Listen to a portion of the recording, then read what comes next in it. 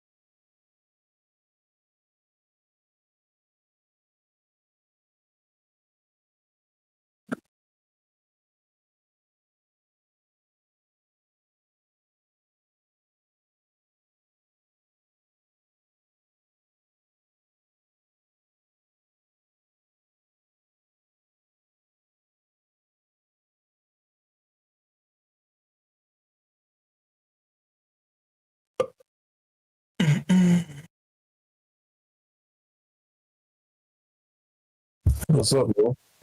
Let's go. All right, cool. Fuck yeah, dude. Yeah.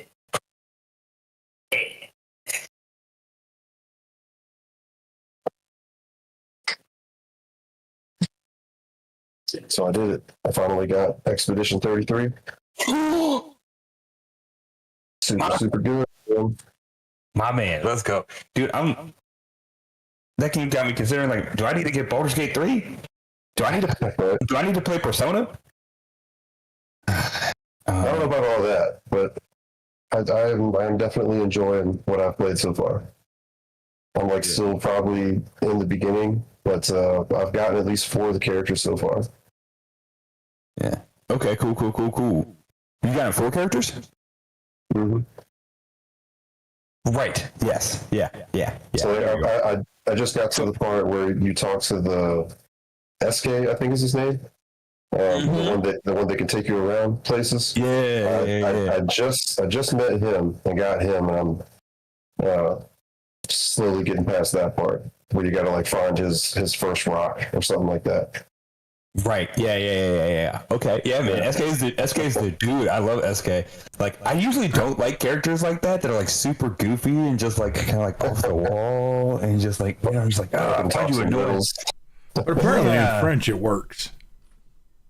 But yeah, I mean, I fucking loved SK. SK was one of my favorite characters, man. He's so cool, dude. And man, he has some of the greatest stories too. Yeah. I mean, as you develop your relationship with characters and other characters, and like kind of like see how he plays a part in some of their lives, maybe, and stuff. You just like his backstory and stuff like really like kind of like develops, and you're just like, wow, SK is like one of the he's a really cool character. He's a really good character. I liked him so much. Yeah, I mean, the story in general has got me pretty hooked. Just wanting to know, like, what's going on, why everything is the way it is. Dude, yeah, dude, the story is so good. Just keeps evolving. Keep doing that, man. Keep just like, and the person's like trying to figure out like what's what. Yeah. Dude, I'm excited now. Yeah, Dude, cancel the show. Cancel the show. Let's just have soft stream and let's just watch the shit. And dude, I mean, I kind of want to. I mean, I didn't want to say that. I mean, like, yeah, man, just keep going with the story. I will tell you. Yeah. I mean, Griff kind of ruined it. I wasn't gonna say it, but no matter what you think is gonna happen, it's not gonna happen. Or Right. no matter what you think is going on, is not what's going on. You're never gonna be able to guess what's going on.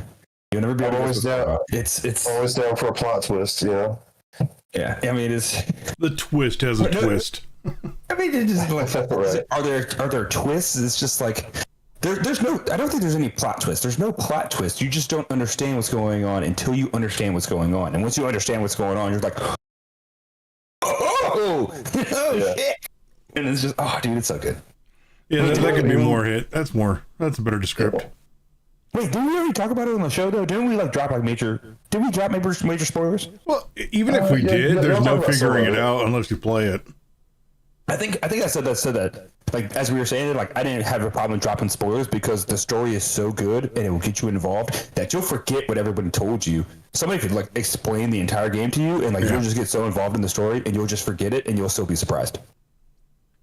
I'm also very impressed with the gameplay too. Like the gameplay is actually surprisingly addictive. It reminds me a lot of like how Final Fantasy X was with like the turn-based action. Yeah. But better in a lot of ways. It reminds me a lot of the old PlayStation 1 game Legend of Dragoon on its gameplay style. It's a lot like that too, but just a little different. It's a combination of a lot of things, honestly, but just the way that like the screen looks and like how it has the character turns and everything, it totally reminded me more of Final Fantasy X than anything, because I want to say that's exactly how Final Fantasy X was. Kind of, yeah. Yeah, I mean, all turn-based games kind of like that. You know, selecting options. You know, healing, whatever, blah blah blah. God, what are you? Oh yeah, no. As far as the general gameplay loop goes, but like I just mean like the way that like the what am I trying to the way the way the interface looks when you're looking at everything, it looks very reminiscent of that game.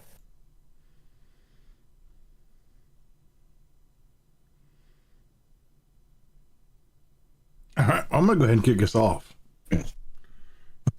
Dude. So, I mean, yeah, go ahead and kick us off. So, like I said, like I've been wanting to do Baldur's Gate and maybe Persona, but even though those are turn-based, I feel like just because Expeditions 33 turn-based is just so involved, because like you get to parry, you get to dodge. Like I just feel like I might not like those turn-based games. You know, I'm trying to. So let me do this.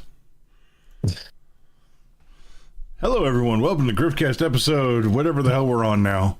I'm your host, King Nick Beard Griffmore. Oh, wow. I completely botched that entire freaking entrance. All right, let's start over. Everybody come back in 5 minutes. Welcome to Griffcast, the mature nerdy podcast for amateur people, the show where we talk about any and all things nerd, video games, comic books, movies, computer technology, and or science. I am your host, King Nick Beard Griffmore. Welcome to the show. Oh, we've got some... Our little pre-show there was a little bit more involved than usual, but we're gonna get there. But anyway, on that take, I don't think you'll enjoy the gameplay of Baldur's Gate 3, but there's a lot of interactions that can happen in combat that make it amazing. Interactions? Are you talking about like the perceptive things? No. I've seen like a lot of jokes and stuff about like the perception skills. No, and stuff. no, not that. There is, like how the environment reacts to certain things. Like if there is a gas cloud on the battlefield, you can light it on fire. And then there'll be times where you go to attack somebody and forget that your weapon does fire damage and half the map will explode. I can put in maps. What? Yeah. Yeah, my dog is screaming at somebody, and so like I'm just like checking my cameras, like what are you yelling at, man? It's like I gotta figure out what the hell's going on with my dog. My priority comes to the show. I don't want to leave the show, so someone could be breaking into my house right now, and I'll be like, fuck, I'll deal with it later.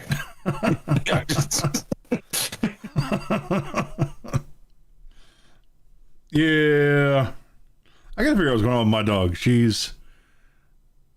will lay with me and snuggle with me the entire time I'm sleeping, but I'll get up to go take her outside and she just starts cowering. God. So like, yes, like my dog, like he's like being like defensive right now. I don't know what he's yelling at. Like he'll bark at somebody, like if they like come close to the property. He'll be like, "Hey, motherfucker, you're not supposed to be here, goddammit!" I'm like, "They're living in a package. It's fine." You know, even neighbors, like he'll see like the neighbors like walking around or like, you know, going to the cars and stuff. He's like, "Hey, motherfucker, what are you doing?" And it's just like they're going to their car. It's fine. It's fine. But I kicked, you know, like I was just walking through my house and I had like an empty cardboard box and I accidentally kicked it, you know, and moved it like a foot or two, and dude, fuck, just was gone. Dust, cloud, smoke bomb. It was just gone. He was just like, "No, I'm out. Fuck this shit." Just like. I also found like another video on the internet. It was just like these people, like, I guess like they're just doing a trend, like they feed their dog and then they have someone break into their house and attack them just to see what their dog does, and the dogs will just keep eating and shit. And that's my second dog, my oldest dog. Like he'll do that shit. He'll have no fucking problem. Be like, "Oh my god, he's dying." This shit is really good though. I have it every fucking day. I have it twice a day, every day, 9 years. This is the best shit ever. Yeah. Good luck, bud. Like after I'm done, he'll be like, "Hey, can you take me home and give me more of this shit?" Dude, those are like my dogs. Have you seen the videos with the dogs where they put in like one kernel of food into their bowl? Yeah. And it's always like the smallest dogs have the largest intent of murder. Right. I think I've done that to my dogs before, and they'll just gulp it down, and they'll be like. So, I mean, at least they're a little bit more appreciative. They're like, "I mean, you should give me some more," but they're not gonna fight me. I don't think they even like yelled at me or anything. They're just like, "I should get more food than this. I should." Usually, the smaller the dog, the bigger the attitude. Oh, dude, right? God. Yeah. Dogs, they're cute and they're precious, but they're evil. God, so much more hatred in a smaller package. Yeah. Yeah. We were talking about Baldur's Gate 3. And like you said, it's just got more interactive environments. Yeah, very, very interactive environments. There's going to be things where you'll find that it'd be like, you know, if I just light this on fire, like all my problems are gone. But how would you like light it on fire? Like, do you have that like much freedom even then, like in a turn-based combat, to just be like, you know, target whatever the fuck this is over here? Yeah. Interesting. Yep. We're going to jump into this. So Sony apparently has taken the branch of, if you can't beat them, join them. I guess they're getting ready to just fully start moving games over to the Xbox platform. Even though Xbox has already figured out a way around it, but like they're starting with Helldivers. That's right. We felt like that was coming. I felt like that was coming. Yes and no. I mean, Sony's pretty stingy. It was already on PC. It was already on PC since day one. I kind of felt like that was coming. It's a smart move, but I mean, yeah. It was never classified as a PC or a PlayStation exclusive, though it kind of was. You know, it was heavily backed by Sony. Yeah. You know, but I guess be able to call it an exclusive, meh. So. Yeah, because it was day one on PC as well, right? Yeah. Yeah. Yeah. But you're right. You know, Xbox did find a way around that. I mean, God, that's just. I'm buying one. I'm gonna buy the fuck out of one, dude. I've been thinking about it. And I'm like, yeah, I'm buying one. I'm gonna fucking buy one as soon as I get it. Yeah. I'm gonna be. Dude, it's gonna come in clutch. I'm gonna buy one, especially like, you know, with the with my coach and stuff, picking up a little bit, for the high school, I'll be traveling, like, not traveling, but, traveling, I guess, at night to go to different high schools and stuff. I gotta take the fucking bus with a bunch of loud ass fucking teenage girls having a fucking console there. Clutch. Be nice. Fair enough. Dope. Fair enough. I don't know. I'm just I'm excited to see what happens with all this. Chuck E. Cheese of all things is expanding now. Dude, why did they do that to begin with, man? That's a Well, what I think is hilarious is apparently nobody's heard of Dave and Buster's. Yeah, Dave and Buster's is a thing, but no, that's different. You need Is to it? take. I mean, I don't really have any of those around here. Well, they're not going to open any of those Chuck E. Cheese's around here either. That's true. I think the closest one is going to be like Kansas City. We already have like 1 or 2 Chuck E. Cheese's around here. Yeah, so we have the original Chuck E. Cheese. So what is happening is they're taking Chuck E. Cheese and they're going to open up adult only versions. Oh, okay. So that's what I need to say. And so yeah, Dave and Buster's. So like, I still have a Chuck E. Cheese. I don't have them around me, but I know where they are, and they're not far, I guess. They're not around me. My hometown. Whatever. There's still Chuck E. Cheese there, I think. And there's a Dave and Buster's there. There might be like 1 or 2 Dave and Buster's. So Dave and Buster's games are so geared towards adults. You need to take fucking Chuck E. Cheese with the kiddie fucking games. You need to take a carbon copy of what Chuck E. Cheese fucking is now, and then make it adult only, which is what I hope they're fucking doing. You just need to take a carbon copy and Chuck E. Cheese and make it 21 up, fucking unlimited alcohol, just fucking smoke machines, foam machines, fucking just take a Carnival Cruise and put it in a Chuck E. Cheese. I'm just kidding.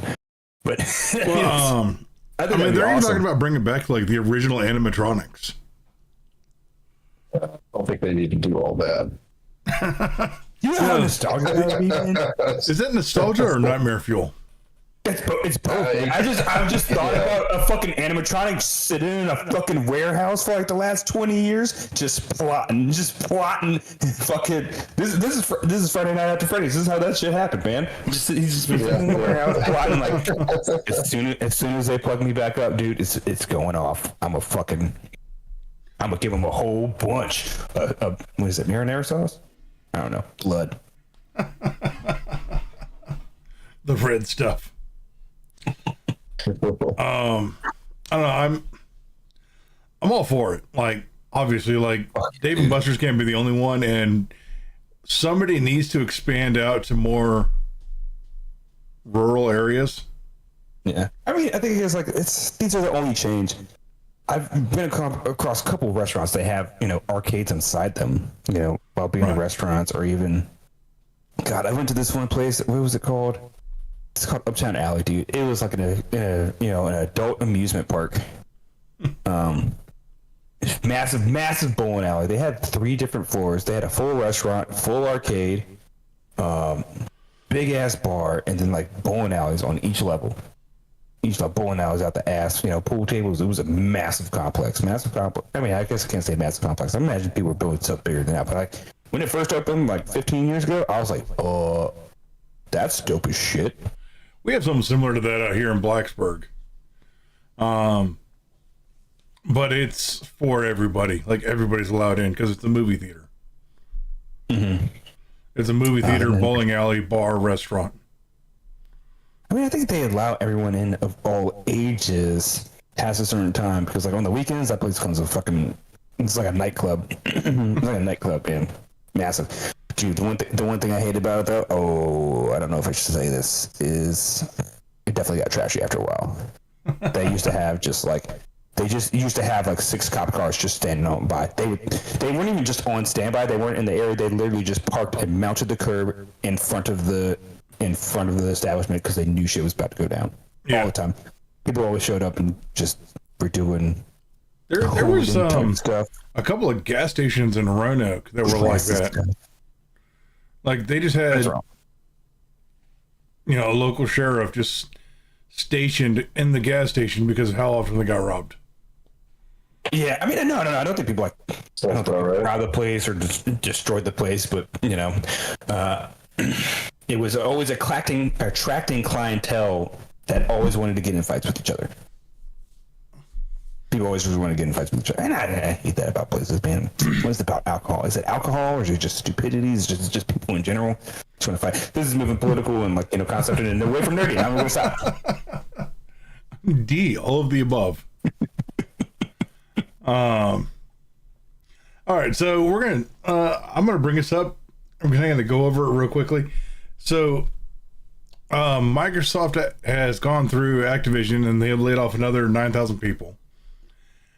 But I think it's starting to actually, some of these layoffs are actually a good thing. It sucks for the people it's happening to. All right, I'm not going to deny that. Nobody wants to be laid off.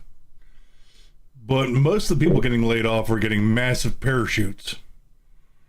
And also, in this last layoff, this 9,000, about 75% of them were all middle management and HR.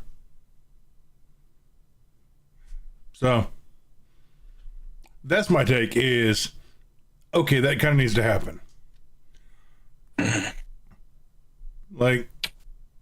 I'm all for if you want to just start cutting out middle management and HR.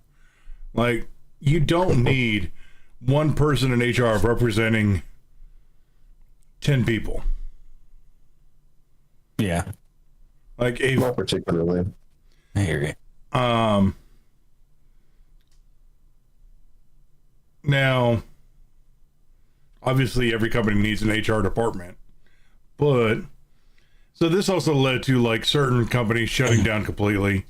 The company that was remaking Perfect Dark, which honestly I think that kind of needed to happen. It was going to flop anyway. You don't know that. I don't know that for sure. I don't. But they were already outspoken about making it political and ideological. You may be correct now. You may be correct. Which is an instant turnoff to most buyers of entertainment. Because most people, when they buy entertainment, I think that's the biggest thing that people need to remember is when you go to buy something for entertainment, the last thing you want to deal with is reality in your entertainment. Yeah, a lot of times. Yep. I'm buying this so I can escape reality. I'm buying this to, enter fantasy.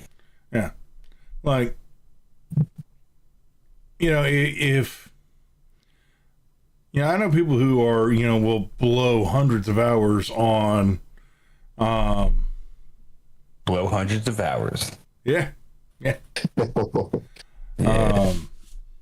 I can't remember. We just talked about this stupid game. The one that Sony's bringing to Xbox. Helldivers. I did blow a lot of hundreds of hours on fucking. I know people who blow hundreds of hours on Helldivers.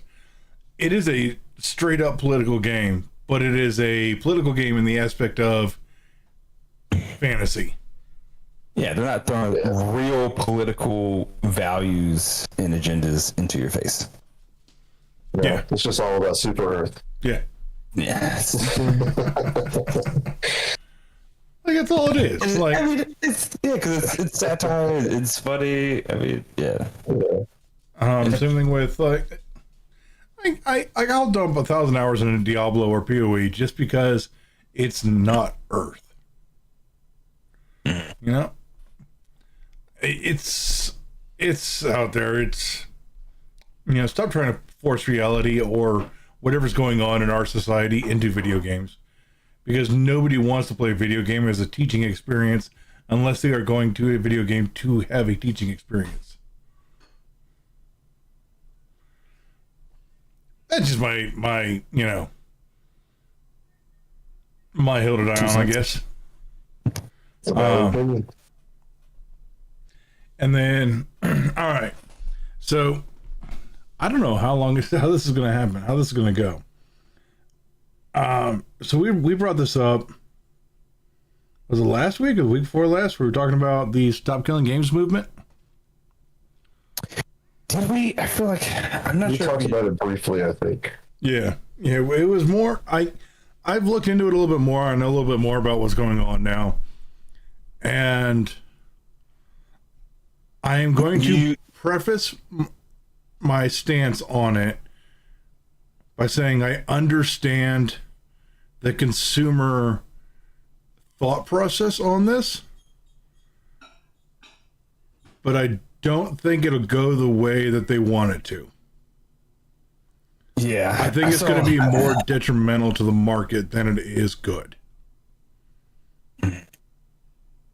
I saw someone said, God, I forgot what they said. I mean, it was just a picture, just a few words, and they're just like, what did they say? They're just like, I hope you get everything that you want, and it doesn't go the way you think it is, or something like that. Like, I hope you get everything you want, but it's not going to go the way you think it is. Yeah. You're not going to get, the outcome is not going to be what you want it to be. So, like, the way I'm looking at it, because, like, a lot of content creators that I enjoy watching are very supportive of the movement. And I understand how it got started. I understand why it got started. And I understand the mentality behind it. But with the way that it's currently being pushed, there is no limit to it. There is no defined line. Mm-hmm.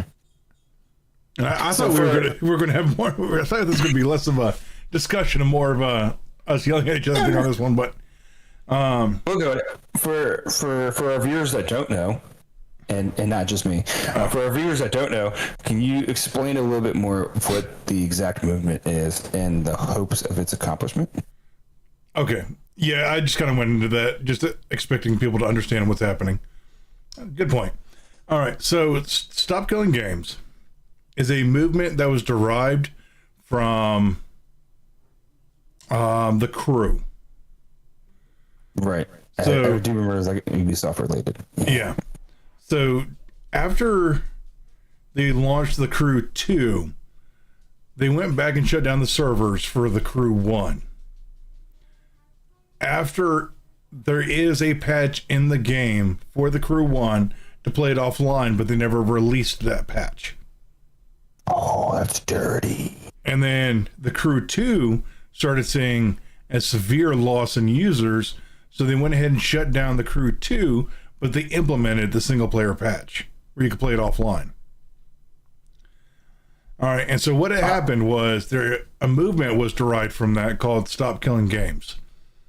It was a petition that was going through the EU. Now, if this goes through and becomes law, I don't know how this will affect the market. And I'll explain that stance here in a minute. And basically they're trying to do is they're trying to make it so that no game can ever be taken off the market, or you cannot lose access to a game that you have purchased the rights to use. Which is understandable. Mm-hmm. But there's no line. They're calling it, I think, what's the terminology that they use?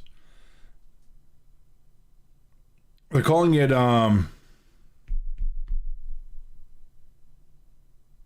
like a library does for books. Archive? Kind of. It's not. Anyway, I'm dyslexic, and that word is hard for me to remember. The library does for books? Yeah, it's another form of retention. Another word for retention. Anyway, they're trying to make it so that these games stay around forever. All games for all time are around forever. Which sounds great for a consumer. It is great for the consumer. The problem is that there's no line. If you stand back and look at it, it is very pro AAA developer. Because now you'll have indie studios who will have to make 3 iterations of a game every time that they want to release a game. And you got indie developers who can barely afford to launch the one game they're making. Now, here's what I'm talking about when I say the line. All right, so if you release let's say you release a game that is based on multiplayer capabilities, and you play it exclusively on multiplayer online, and then let's just use a generic example. Let's say Call of Duty. Let's say a Call of Duty gets down to 1/20th of its user player base, and it is now no longer profitable to maintain the servers on that iteration of Call of Duty. Why would Activision pay to keep those servers up if only 20 people are playing that game? Makes sense.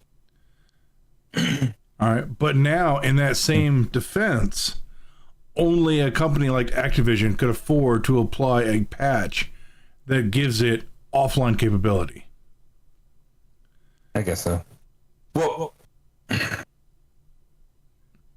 if we're in this realm, so coming back to the Crew, I fucking hated that the Crew was made as an online game because it is clearly a single player campaign game with just online features. There's no reason for a racing game to just be online connected at all fucking times. It fucking drives me fucking nuts that games are starting to do that. Yeah. I mean, I understand, like, you know, the online capabilities. You can see other people driving in the world and stuff, and you can possibly enter a race with other people. For it to be the main fucking driving center of the game-breaking feature. That's I almost said some things that was kosher. This is really fucking stupid. That's stupid. It's a racing game, man. Let me play this offline. I just want to race by myself. Oh no, now I'm being forced to race with other people, and they have different cars than me, or they're cheating and stuff, or they have better. It doesn't matter. I don't care. Yeah, I think that was really, really fucking stupid. And to make games that are centered around online, we have to understand that those games will not be around forever because they're centered around online, and if you're want to have a consistent player base, I mean, at some point it will, dwindle off. You won't be playing with people. I mean, I still remember a game like I was trying to play it online. It was like a co-op game, but it was only like me and one other dude playing, and like he was hosting a match or whatever, like because it was a campaign game, co-op campaign, and he was hosting. And so every time I we try to find a new game to join it, it was the only one that came up. I think this was also a game that just you couldn't see how many games were there. Like it would just you just say, hey, I want to find it, and it would just auto find, so you couldn't have any selection or whatever. And it just kept throwing me back into his game, and he wasn't even playing. He wasn't there. He just wasn't there. He was the only guy that was available, only guy playing in the world. It was just two of us, and then he also just was not there. He just wasn't playing. So I am here's I'm even going to say this to the defense of my stance. I loved or still love Anthem. EA just announced that their servers are getting shut down. Mm-hmm. Yeah, I saw that. And I thought they had already shut down. I thought they had already given up on that game. I thought they shut it down a lot of people did years ago. But what was the line? Anthem has been a dead game since 6 months after its launch. Yeah, dead on arrival. I was going to say, you should say dead on arrival. Great time to use that phrase. It was pretty popular for a while. It was popping. I was blowing that game up, man. I had a good time. Even people were trashing it, and I was like, what are y'all doing? This is it's a fun game. I mean, it's not perfect, but I'm having a blast doing this. I absolutely loved Anthem. I thought it was pretty great myself. I was having a blast. I don't know anybody who played the game who had the opinion that it needed to be shut down. It just didn't work. One or two. It needed to be improved on. Yeah, its server stability was horrible. I was one of the game's probably biggest critic. At the same time, I loved it. I think, I was going to say, I think out of the people that I knew that played Anthem, I think I had one or two people that I'm not touching this game again. I think you were one of the people that was the most critical of the game, yet you still played it and loved it. Yeah, but that's the thing is you have to be critical of the things you love, or it can't improve. Yeah. I'm that same way with Diablo and Path of Exile. I love that style of game. The whole looter aspect of games. I love it. That's my jam. I get it here and there. I think they push the limits on looters and shooters too much. Kind of like Destiny. I guess like Anthem. And, I think they pushed the envelope too much about how calculated it is. Calculated the risk, and because I understand like you want to loot for better gear and stuff, but when you get to a point in the game where you have to run the same mission 20 fucking times just to have the small percent chance that you might get this one item that might have a slightly better stat, I'm like, I'm fucking done here, bud. Yeah, see, that's the funny part is like that is exactly how I play those games. God, and sometimes you might get what you want, but it's for a different fucking character, for the different class. You get something, and so now you have to have multiple classes and run the same mission over and over. So this is how you tell somebody has not played Diablo 2. God, I hope you have enough buddies with enough different classes, to run. God, I always remember like it was in Destiny, and we were doing a raid. And this dude was telling me that he had so many different characters. I think he had like the max number of characters, and he had done the mission the max number of times with each character throughout the week, and it was getting ready to end, and he still hadn't gotten the item that he was looking for. And I had just joined because I was either working or something. I hadn't played, and I jumped on. I still only had one character that I wanted to use and just be with, and I did the raid, and I got the item, and I was just like. I mean, I didn't even know what he was going through at the time. He was kind of been complaining about it, but I wasn't really too focused. I was trying to stay alive. Yeah. So and then I got the item and I'm reading it off. I was like, "What the fuck is this?" He's like, "You got it!" And he was just so pissed. He was just pissed. I mean, he wasn't pissed at me. I mean, I guess he could have been kind of pissed at me, but he was just pissed. He was pissed. He was like, they spent a lot of time trying to do it. Yep. I just got it, and I felt bad for him. Like, dude, yeah, I feel terrible for you. Like, if I don't think they had the ability to trade items at that point. I think they did add it at some point. Not definitely, no. Ability to trade it then. I don't think they had the ability to trade it then. So I couldn't give it to him. I was like, dude, I feel terrible. I don't even use this class. I don't like this class. I don't have it. And I just feel terrible for you because I understood I'm picking up for context clues how long you've been at it and stuff. And I'm just like, I don't need this shit. I'm about to burn it. I'm gonna sell it. I just felt terrible for him. And I'm like, starting to realize it more and more, God, especially when I was playing the Division and stuff, and people were, they're like, oh yeah, get this. I hate time-gated content. Oh, time-gated. When I do, see, I don't mind playing the same mission 40, 50 times to get the one item. What I hate is having to play the same mission 40, 50 times and it being time-gated every 3 times, where you have to wait an entire week to run it again. Mm-hmm. That I don't like. Well, yeah, because I think Destiny did that after a while. You could only some on Destiny on all major content you can only run it once per week per character. Yeah, and then yeah, I mean, I understand the idea is to try to get people to come back as much as possible to try and do the thing. But you keep forcing people to do that and they don't get lucky to get the thing that they're looking for, they're going to be like me and they're just going to stop playing the game. I mean, so these games, these leader shooter games, they have good content, I guess, because I had a blast playing Destiny. I had a blast playing the Division at a point too. With you can, if you start a new character, you reach max level with that character, if you're I guess I can't say true gamer. If you're a real, intent on leveling up your character, you can do it in a day. Mm-hmm. You're gonna reach max level in a day, maybe 2 days. Get through the campaign in a couple hours, and then now I've already experienced all the content, and now my goal is to just rerun the content as much as I can until I get slightly better gear. Oh my god, I got a new chest piece. It does, 45 defense. The one that I have now did 44.5. Fuck yes, my life is fucking worth something. Nah, I can't say it like that. I'm sorry that I added that. I'm sorry that I added that last little sentence. Because we're not wasting our lives. We're not wasting our lives. You're not wrong, but you're not 100% accurate. You're not wasting your life if you're doing what you love to do, no matter what you're doing. Whether it's playing video games, helping the needy. If you love what you're doing, you're not wasting your life. But anyway, that's kind of wasting your life, man. You're spending these hours, and you're just getting slightly better gear, and it's just I don't get the payoff. I don't get the payoff of that. 'Cause, it's got a slightly better buff. I mean, God, I was getting weapons in the Division, trying to get this one weapon, and it have these great stats in certain areas, and then shitty stats in the other areas. I'm like, yeah, I really wanted the same weapon that had these better stats, but now these stats are shitty. At least I can re-roll them, and now I'm taking a chance, and I'm now spending digital resources that I collect that are kind of like valuable because they're hard to get, to re-roll an item, and now I re-roll it, and it's gonna be better. Oh, it's even worse.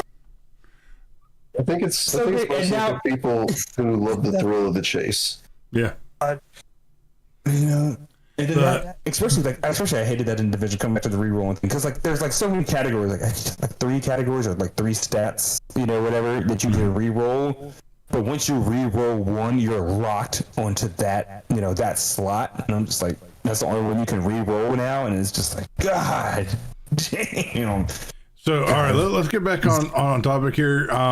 Yes. We are so far gone. It's like what we're talking about. Oh yeah. But yeah, like I can get behind the movement if they set a clear defined line. Definitely in the line we had. Because what happens to a company like the guys behind Among Us? Yeah. If say that company goes bankrupt and they can't afford to maintain a server, what happens to the game then? God, so you're who's going to be responsible for maintaining that server?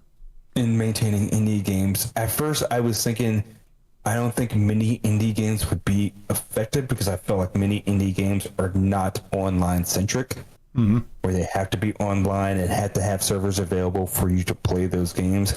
So I was getting ready to say, because we've been talking about it so much, is Expedition 33 technically an indie game? I mean, it's technically a AA studio, I think.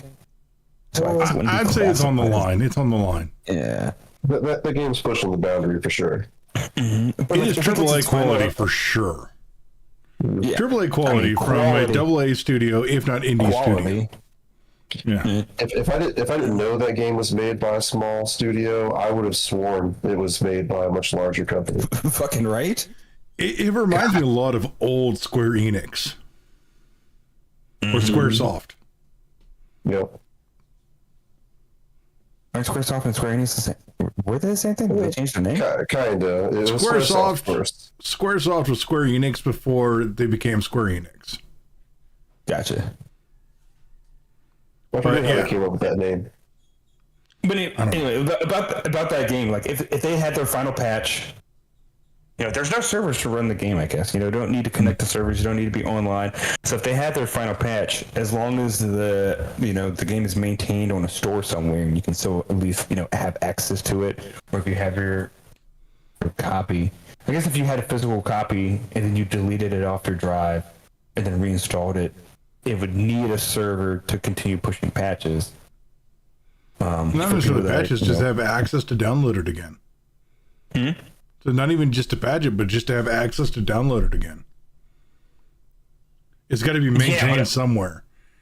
But also, here's my largest argument against it. Here's my largest argument against it, is that it is giving more power to a government that doesn't need it. Yeah, I do see it now. I do see it now, and that's bad. And there's probably, because once you said Among Us, I'm like, oh shit, yeah, that's an indie game that blew the fuck up, but that is online centric, and it needs to continue to have servers for people to enjoy it. Yeah. And like I said, this might not affect online only games, right? But there needs to be a defined line set in the sand.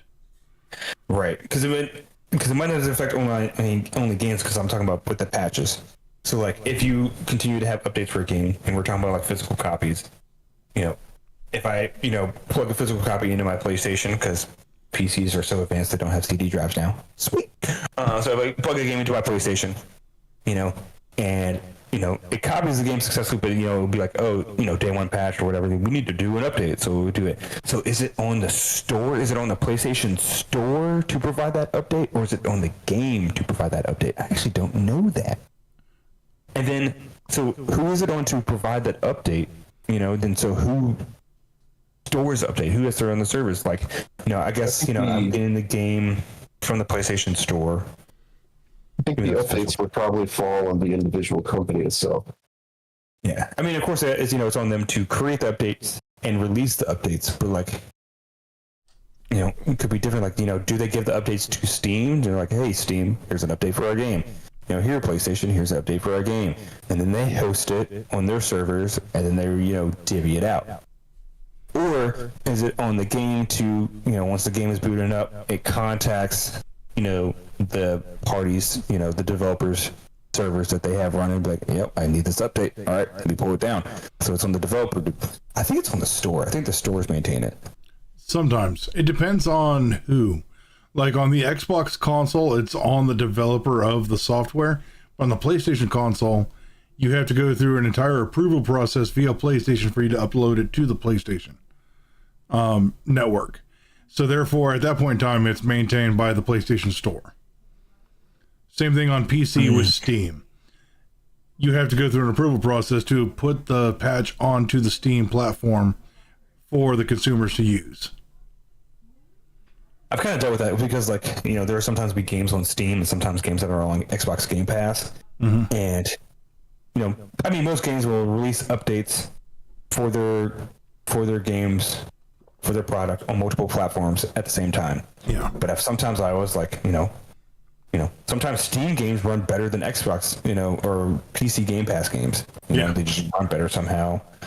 Xbox Game Pass on PC, it runs kind of like Windows Vista. It's pretty bad. Sometimes it's a struggle to play new games on PC Game Pass. Those things love to crash. They love to crash. It's tough, man. Like, it's a great service, 100% great service, but it's not perfect. Nothing is. But yeah, but that's my argument against it. Like, I understand the preface for it and the need for it and the consumer mentality behind it. Because now, we're getting to the point. Is this when Ubisoft was like, you don't own your games, you just own the license or whatever, and it can still be taken away from you at any time. It's like, all right, well, if buying is not owning, then pirating is not stealing. Yeah. Right. This also goes into they're getting ready to launch Borderlands 4, which I've been a huge Borderlands fan. Well, I used to be a huge Borderlands fan. And in Borderlands 4, you have to accept a new terms of service to install it. And if you accept that, it applies to all Grinding Gear games. Not Grinding Gear. Gearbox. It applies to all Gearbox games. So, and this new terms of service, one installs a keystroker into your PC, which is obviously a huge red flag. We talked about that?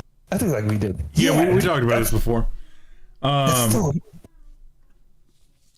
Yeah, it's so dirty. It's so dirty. And then if you get caught cheating in any Gearbox game, which are single player games, by the way, with their single player games and single player campaigns with online co-op capability.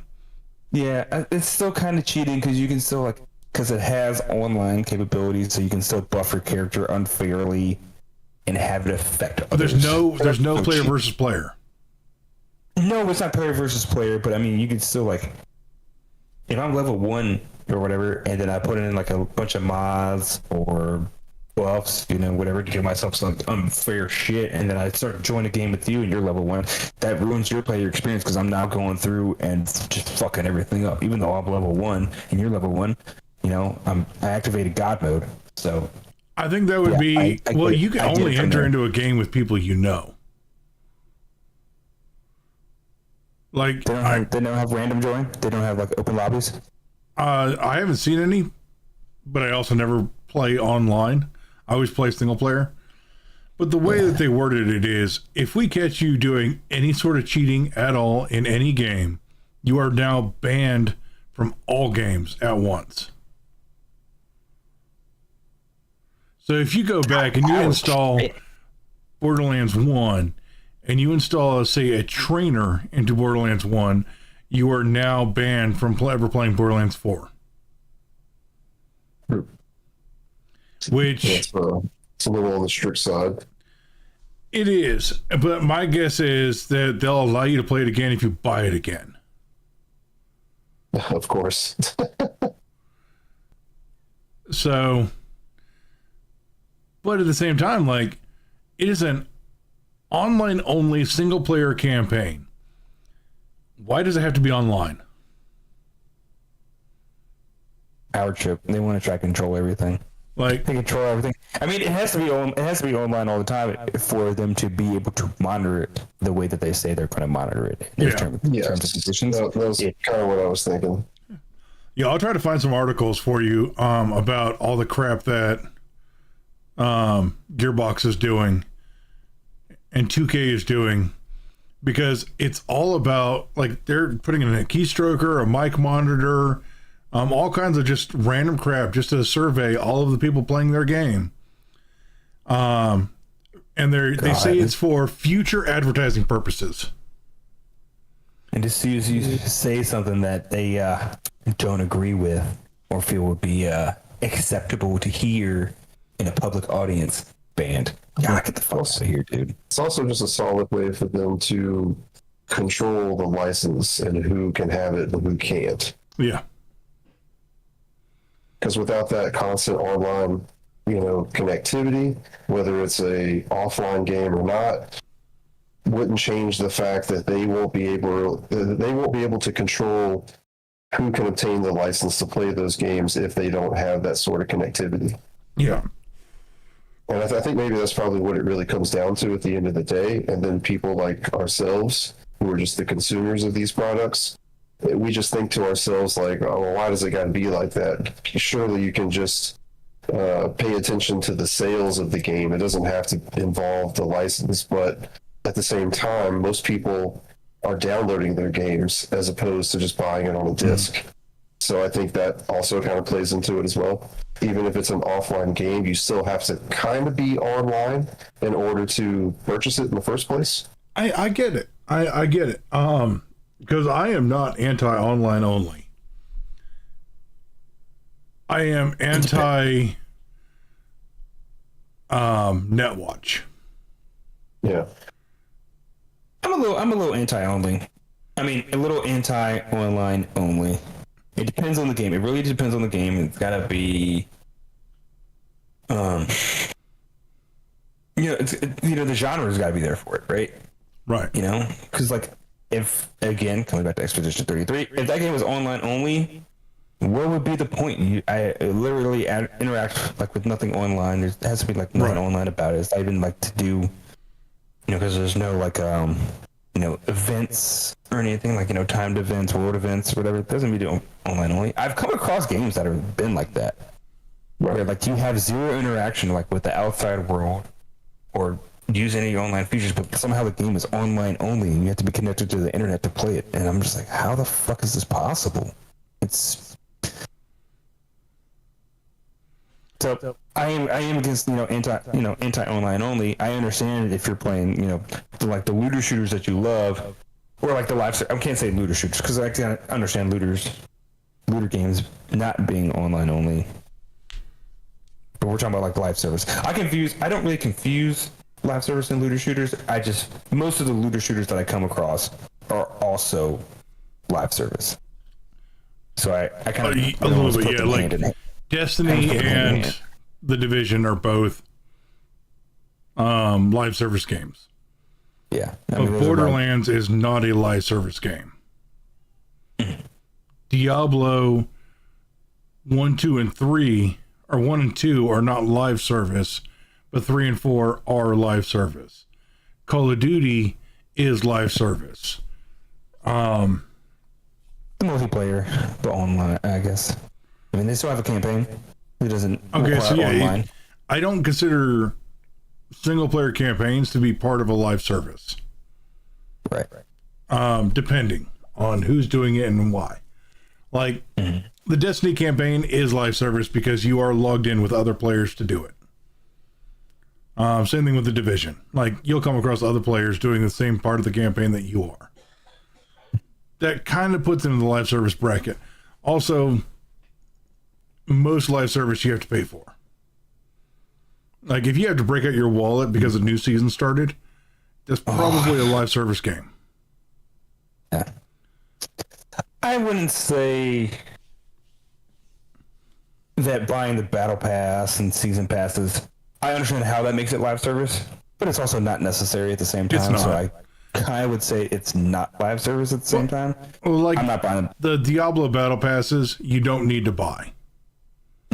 The season itself is free, but you do have to originally buy the game, and this, seasonal content is seasonal content, and the battle pass is 100% optional. You do not need to buy it. And they implemented a new thing that I think is kind of cool. I don't like the way that they implemented it, but it's kind of cool in the fact that if you overextend on a battle pass, it takes a portion of your overextension and rolls it into the next one. Right, I've had experience with that. How do I have experience with that? I bought some battle passes before, but I fucking hated it. Yeah. Hated. God. Like, I understand also the need to charge for premium battle passes, because if you have to continue to make money to support the employees that are maintaining the game. So they have battle passes and then they have premium battle passes? Yes. Yeah.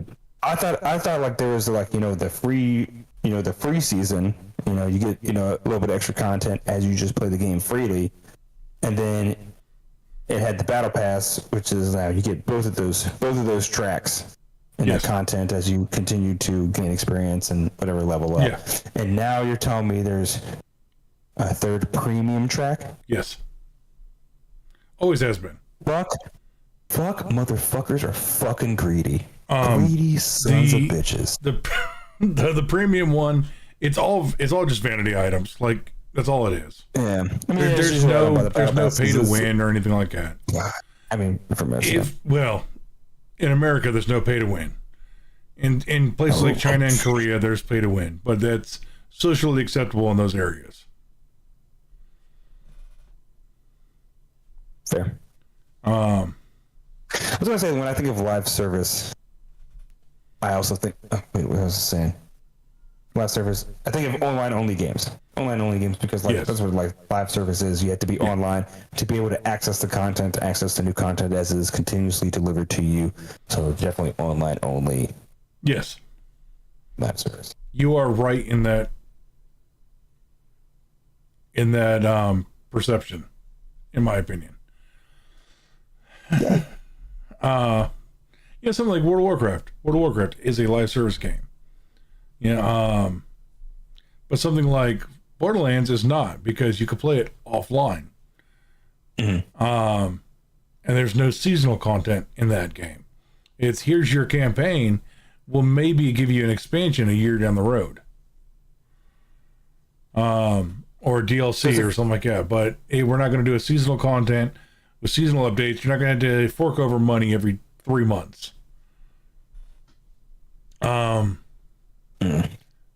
Anything that requires a subscription service.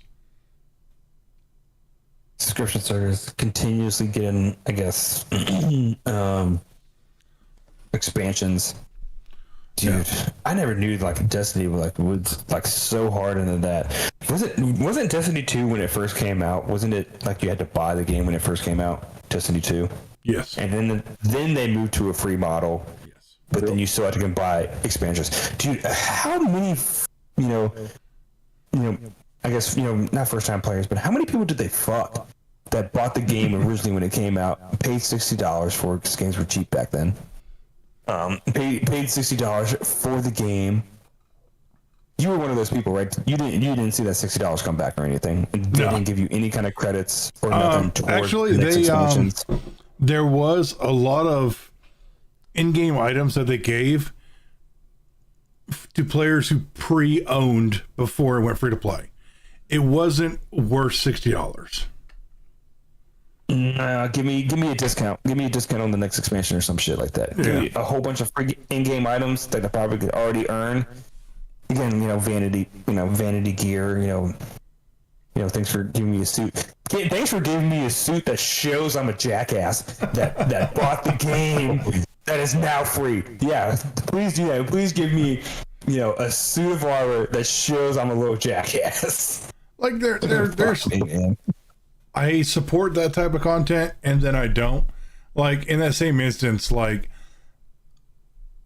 I have an item that is a vanity item in Diablo 4 that you can only have gotten if you were online and defeated a world boss in the beta, but you had to pay to be a part of the beta. I mean, I guess I kind of allow that. That's kind of cool. You had to do extra stuff. I mean, just the one little jackass is just Yeah, I wasn't the guy with $100 in his pocket. Yeah. Yeah. You still have to put in effort to get it, so I allow it.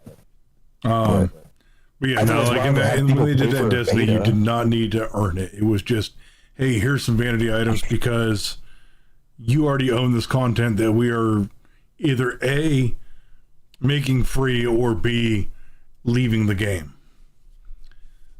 Because that's one thing that I thought was that doesn't. Anyway, that's a whole other topic. Anyway, I'm gonna go ahead and start wrapping this up because we've been going for over an hour, and I would like some dinner, breakfast. Yeah. Breakfast. What was it? What was the thing you said we were gonna argue, man? I was coming in. Well, I wasn't. I was like, so I'm against the Stop Killing Games movement mostly. I mean, I'm here for it. I thought that was going to be the big thing we argued about because most content creators let the developers do whatever the fuck they want. Man, fuck that shit. Yeah, most content creators are very pro Stop Killing Games, and that's including ones that I follow who have a similarly aligned political take. Right. So. The crew thing is just a fucking mess. It is. I mean, yeah, Ubisoft needs to eat some dirt shit for that. I mean, yeah, they shouldn't.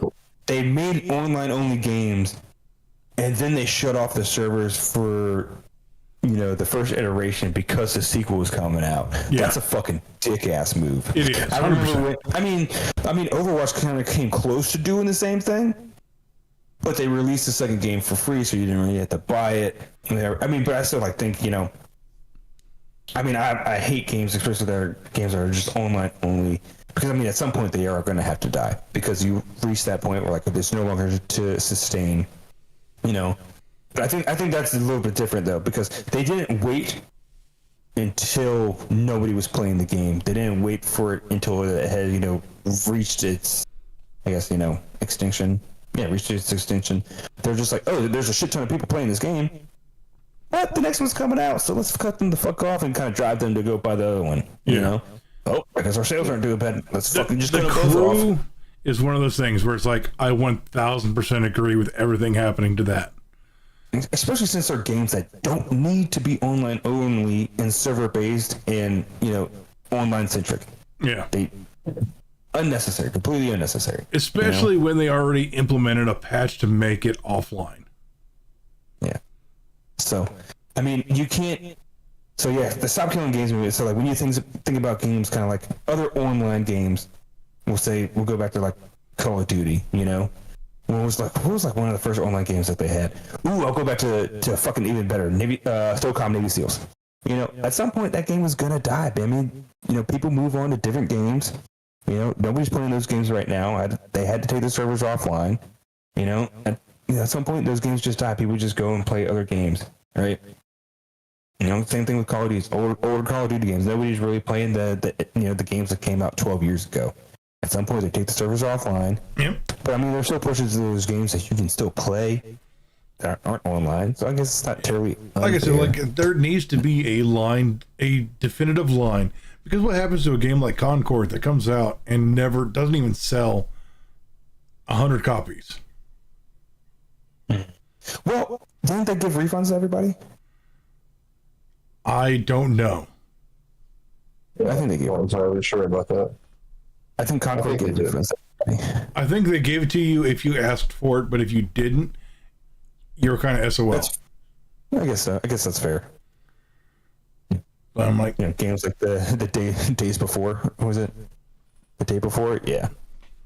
But yeah, so I'm going to be a fence sitter for a while, but as of its current stance and current iteration, I'm against it. It is tough. I mean, games, because that's what we're talking about, games, because some of the developers, they're making their games to be, even just like some of the campaign and, offline games, they're kind of making so big with the desire to have them last for fucking years. They want to build them so big, have, so much content, but even though they just fluff the world, there's not much content in the world. It's just a massive ass world with content spread out. Yeah. And they're just like, oh yeah, we have hundreds of hours only because it takes you 100 hours to get from point A to point B. Everybody wants to be GTA Online. Yeah, everyone wants to have the biggest fucking game. Like, they feel like their game's going to be like, wait, why are you giving me a game where it has like 500 hours worth of content? I mean, I understand for like people that don't buy mini games, so like they'll just invest in one game and they want to play that one game for a long time. But every game studio doesn't need to try to make every game that they release to be the longest lasting game of all time and then wonder why people aren't playing it when it's already been out for a year or two. Some games need to come out, you play them, you beat them, and you move on with your life. You play them, you beat them, you move on. This is why, like, getting into like another topic, man. It's just like games they're coming out and they wanted to like, delay releases for like their shit and like bring in certain features. Dude, it literally boils my fucking blood when people are releasing games now and they're like, oh, we have New Game Plus coming, but it's not coming for 6 months. I'm like, dude. Yeah, I hate that. Clear Obscure came out with New Game Plus, man. People have been playing the fuck out of that game. I've seen people I've done it. I'm on my 4th playthrough. People are I've seen people like on their 9th, 10th, 11th, 12th. Let them play the fucking content and they will keep fucking playing it, man. Just release New Game Plus at fucking get-go. I have so many games that I've loved, but they're just like, oh, New Game Plus is coming in 6 months. Whatever. And then New Game Plus comes out. I played for 30 minutes. I'm like, if you would have released this day one after I would have beat the game, I would have beat this game 4 or 5 fucking times. But now I've moved on with my life, and now I don't even want to play it for an hour. So I mean, you just reach that point with games, man. Dude, release New Game Plus when the fucking game comes out. Stop being little fucking pussies about it. Dude, it should be a standard feature from the get. It should be. It's been around for such a long time. It either needs to be in there or don't implement it. Or don't. One of the two. Yeah. I mean, if you release a game that has where you acquire skills, an RPG, you acquire skills, you upgrade weapons, New Game Plus should be fucking standard at launch. I understand. I mean, there's games that have campaigns, like, again, coming back to Call of Duty, where you don't upgrade skills and you don't, require new abilities and things like that. Yeah, those games don't need New Game Plus because you're not losing anything if you start a new game. Yeah. I mean, I don't understand like why game companies are doing. They're like, oh, because it's hard to implement and develop. I understand there are some struggles, like if you unlock certain not game breaking features, but like certain critical features, like you can't access them in the early stages of the game, but like still have a way to do it. Because like you can't access certain areas until you get the ability. I understand that shit, but dude, New Game Plus has been around since before I was fucking born. We should be around this hurdle. We should be around this fucking hurdle. Some games do it. Some games are able to do it, and they do it very well, including the game at launch. And now you're telling me AAA game studios like, it's got to be 6 months. We're still working on it. And I'm like, yeah, it's because you always release a fucking game that's not finished. You expect somebody to buy it, come through the hurdles. You're like, oh, this game's going to be out, at this turn. You set a fucking date for yourself. The game's not fucking finished. Oh, I'm sorry. I'm getting... Well, you're just preaching the truth, Mo. God, it's so fucking annoying. I hate it, dude. And it's like, hey, you need to turn around because the choir's back here. They complain about their player base, like, why are people stop turning? I'm like, if you release the content, I understand like releasing DLC and expansions. I understand those need to be staggered, but like New Game Plus, that should be fucking standard. It should be fucking standard.